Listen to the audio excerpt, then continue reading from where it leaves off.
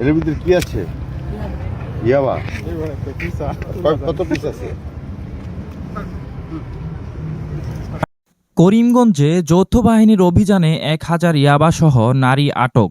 বিস্তারিত দেখুন কিশোরগঞ্জ থেকে পাঠানো আশরাফুল ইসলাম রাজনের প্রতিবেদনে। মুখটা তুলেন। আপনার কাছ থেকে পাওয়া গেছে? এর ভিতরে কি আছে? কিশোরগঞ্জের করিমগঞ্জ উপজেলায় মাদক বিরোধী বিশেষ অভিযানে 1000 পিস ইয়াবা ট্যাবলেট সহ এক নারীকে আটক করেছে যৌথ বাহিনী। বৃহস্পতিবার বিকেলে উপজেলা প্রশাসনের নেতৃত্বে গোপন সংবাদের ভিত্তিতে করিমগঞ্জ উপজেলার বোলাই এলাকায় এই অভিযান পরিচালনা করা হয়। অভিযানের সময় সন্দেহভাজন ওই নারীকে তল্লাশি করে তার বহনকৃত ব্যাগ থেকে 1000 পিস ইয়াবা ট্যাবলেট উদ্ধার করা হয়। পরে তাকে ঘটনাস্থল থেকেই আটক করা হয়। আটককৃত নারী আমেনা খাতুন ব্রাহ্মণবাড়িয়া জেলার কসবা উপজেলার আড়াইবাড়ি উত্তর গ্রামের রুহুল আমিনের স্ত্রী।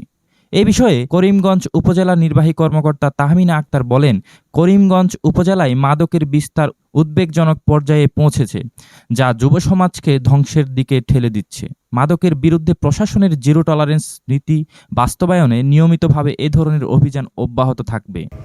এখানে কত আছে? একটা প্যাকেটে 200। তাহলে আপনার কাছে টোটাল কত পাওয়া গেছে? 1000।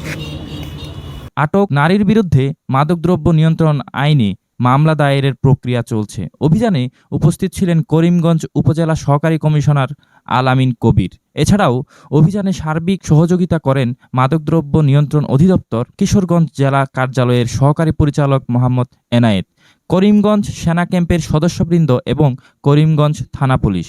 Sadek Chowdhury, enter TV news.